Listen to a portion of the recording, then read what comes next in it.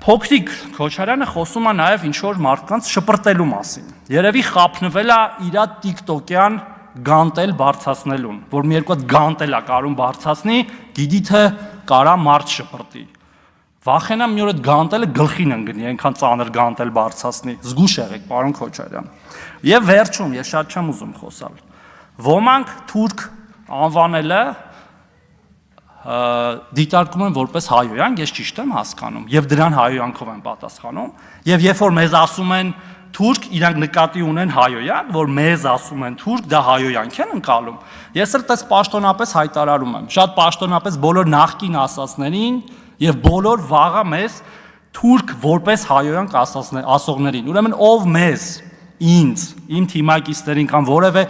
այլ մարդու, ասի թուրք որպես հայոյանք, դրա մերն էլ, հերն էլ, լավն էլ, ընտանիքն էլ